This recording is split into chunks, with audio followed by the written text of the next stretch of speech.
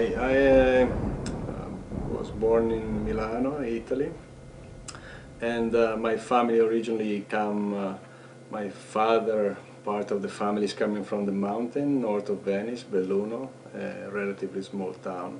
Lots of tradition in that mountain part of Italy, in carving, woodworking, and then my father moved down to the valley to find jobs and work like an engineer, and I was born there, but we were still very much connected to the mountain and we spent lots of time there.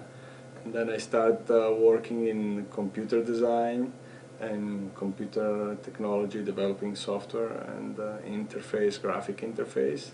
When we moved to Canada, and especially in Calgary and Bragg Creek, then I revised my contact more with the matters and material and the touching of things and sculpture, and go from two-dimensional work on the computer to three-dimensional sculpting and lots of also traditional work.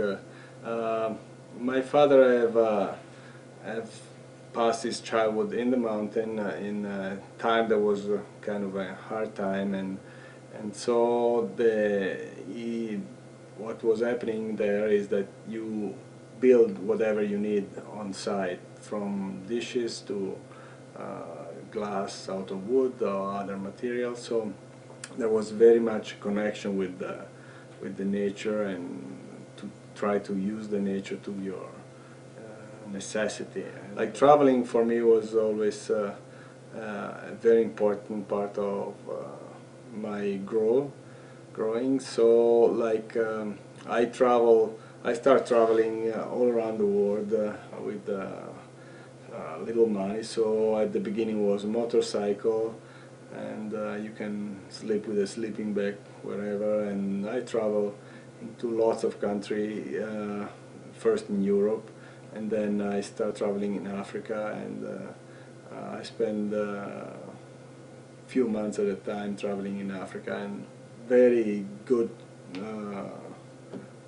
way to open your mind and see different culture, the different way to think, and lots of time in those countries there are some skill in art craft that went lost in the modern society because there was no more need, or was too much labor intensive. So when you travel to, for example, in Morocco, they have exquisite way to work metals and thin metals to create lamps or other objects. And then when I was traveling in Benin, they have some casting of lost wax casting for bronze that is done with very few technology, very old technology, but it's still working to this day, and they do amazing thing. Or Tuareg with just a simple hammer and some chisel, they are able to do jewelry that sometimes pass what you can see from Western silversmith. Yeah. Yeah, the interesting thing of work with people is try to understand and see what their point of view, see what they like, to be able to create something that is unique for them, and they can identify in that something that you create. So create unique thing is one of the thing I do, and it's very hard for me to repeat what I do, but I think nature is the only inspiration I think you can have. Like sometimes you dream, you have you see something in something, but it's always something that have to be real. So nature is everywhere, especially in this part of the country. Nature is very overwhelming. What I'm looking is for something that is bring happiness to people and can maybe take a smile out of the face.